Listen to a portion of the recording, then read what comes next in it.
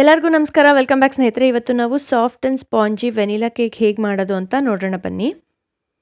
ಮೊದಲು ಇಲ್ಲಿ 1.5 ಕಪ್ನಷ್ಟು ಮೈದಾ ಹಿಟ್ಟನ್ನು ತೊಗೊಂಡಿದ್ದೀನಿ. ಇದನ್ನು ಜರಡಿ ಇಟ್ಕೋಬೇಕು.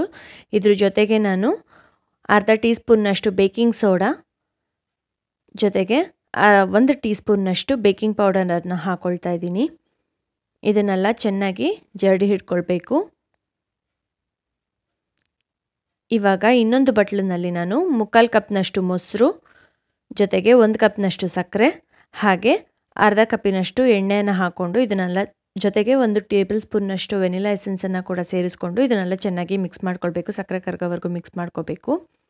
ಸಕ್ಕರೆ ಕರಗಿದ ಮೇಲೆ ನಾವು ರೆಡಿ ಮಾಡಿಟ್ಕೊಂಡಿದ್ದಂಥ ಡ್ರೈ ಪೌಡರನ್ನು ಇವಾಗ ಇದಕ್ಕೆ ಹಾಕ್ಕೊಂಡು ಮಿಕ್ಸ್ ಮಾಡ್ಕೊಳ್ಬೇಕು ನಿಧಾನಕ್ಕೆ.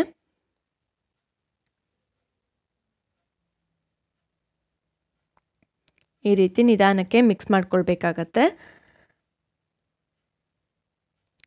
ಇವಾಗ ಇದಕ್ಕೆ 1/4 ಕಪ್ಪಿನಷ್ಟು ಹಾಲನ್ನು ಸ್ವಲ್ಪನೇ ಹಾಕ್ಕೊಂಡು ನಾನು ಈ ರೀತಿ ಮಿಕ್ಸ್ ಮಾಡ್ಕೊಳ್ತಾ ಇದ್ದೀನಿ. ಕನ್ಸಿಸ್ಟೆನ್ಸಿಯನ್ನು ನೋಡ್ಬೋದು ನೀವು ಯಾವ ರೀತಿ ಇದೆ ಕನ್ಸಿಸ್ಟೆನ್ಸಿ ಅಂತ.